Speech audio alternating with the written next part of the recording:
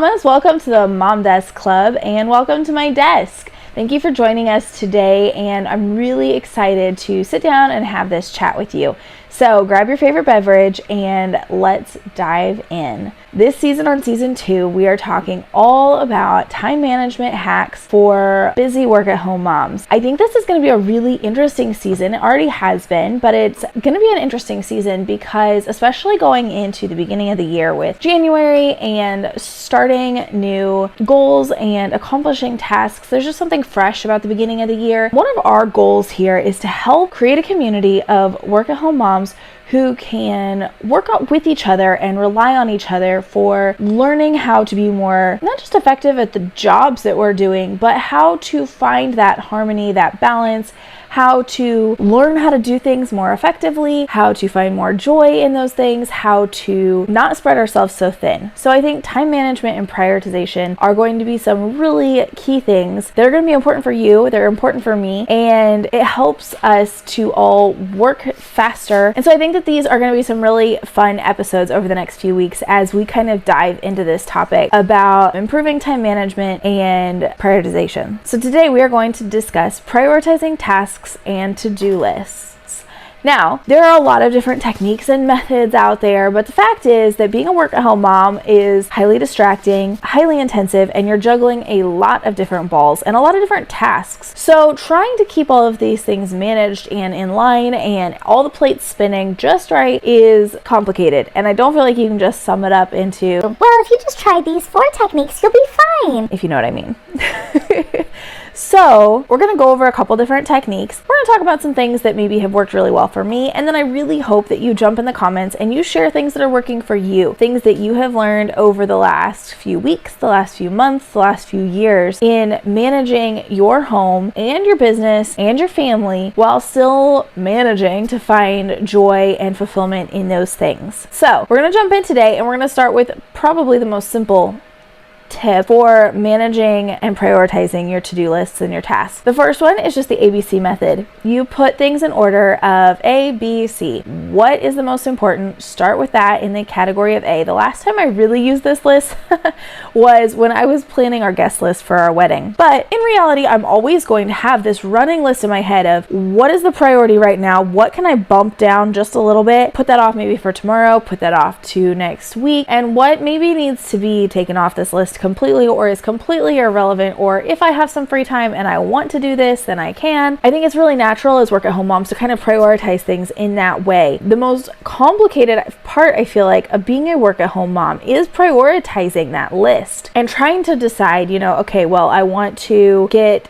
laundry done, so I need to start that now so that it can be washing while I'm up here doing this with the kids. And then, oh wait, I also want to make sure that we've got clean dishes for lunch, so let me toss in a load in the dishwasher really quick. And okay, let me stop and help this kid with this project, and then I'm going to go sit at my computer and check emails really quick. It's not just about multitasking, it's about putting your list in an order so that everything is continuing to run even while you're doing something. Everything's running in the background while you're focusing your attention on something different. So I think the ABC task prioritization technique is definitely helpful, and I would say something that most work-at-home moms are going to include in their lives. We've definitely talked a lot about time blocking on this series and over the last few episodes in the last season, because time blocking can be really effective when you're trying to manage different tips and to-do lists and all of the different things that you do as a mom. One of the things that helps me stay focused on time blocking is having one place where everything is at. So on really busy weeks especially, I find myself so drawn towards physical planners because I can sit down, write everything down, get it all out of my brain and on paper, and then I can kind of start scrolling through that list and deciding, okay, this is going to fit in this time block, and this is going to fit in this time block, and we're going to readjust this here, and we're going to move this here. And so I think it can be really helpful as you are prioritizing to-do lists to find the best way to keep track of that to-do list, because let's be real, if you're trying to keep it up in your brain, that's not going to work. We all know you're going to lose it. I was able to keep that kind of stuff in check for a really long time. I became a mom at 24, I think. So I have been doing this mom thing for 7 years, almost 8 if you count pregnant part.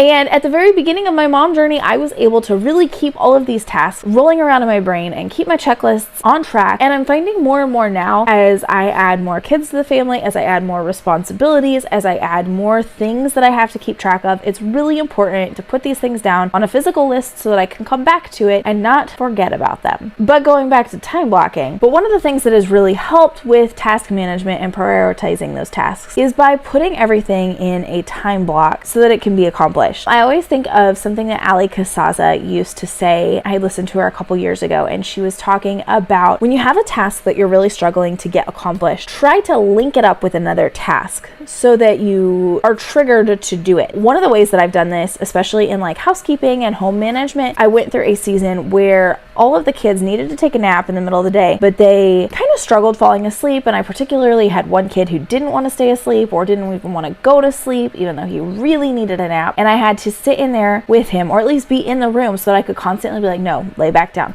lay back down, lay back down, and keep reminding him. Otherwise, he was going to be a distraction for everybody else, just due to the setup of our own home. And I realized that a really effective way of using that time was by folding laundry. Sure, the room was kind of dark. We have blackout curtains so that we're not distracting the kids and we're helping keep them sleeping, and it's not as hard to fall asleep when it's all bright outside. But you don't really need a lot of light to fold the laundry. So as they were falling asleep, then I would fold laundry, I would listen to podcasts, and it was a really effective way of using my time. And I was able to kind of link those tasks together within that time block of nap time. Then it was nap time and laundry time. Obviously, seasons change. I'm not having to sit in there with people and help them fall asleep anymore. So now I'm still trying to figure out where to put this folding laundry thing in my time block of my day. But I think that's what makes being a work-at-home mom so unique, is that you're constantly changing. There's always something new happening, and you get to be your own boss, and you get to decide how you want to handle that kind of stuff. That's also the hard part about being a work-at-home mom.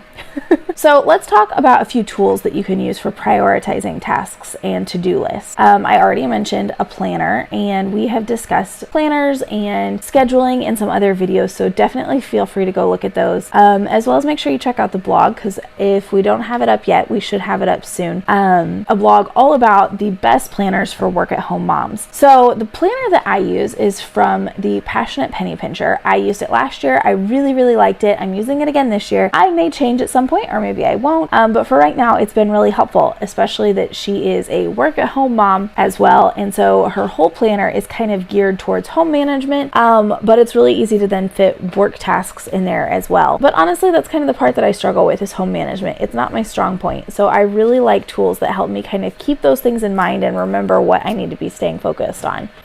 There are also apps that you can download. I've never found apps to be a super effective way for me to keep track of my tasks and my to-do lists unless I use my Note app. I do use the Note app a lot because I can share those with my husband, and because I have a lot of Apple products, the Note app will spread amongst my computer and my phone and my laptop, and keeps all of my stuff easy to find and easy to access without making it too complicated or clunky by having to have all these special apps that maybe do work here but don't work here and don't exchange very well. So the Note app has been really helpful for me when I need to organize to-do lists and tasks, but I also find that using my phone can be a little bit of a hindrance because I tend to get really distracted when I open my phone. I open my phone to go to the to-do list, and next thing I know, I'm lost over on Amazon shopping for something that I meant to get 3 weeks ago. So I do find physical lists to be really helpful, but just know that there are some really great apps out there that can help keep you on task and keep you focused. And there are also some apps that will help block the apps that get you distracted. So I'll make sure to link to a video that we did last season where we talked about those apps, because I think that could be really helpful for you. And we go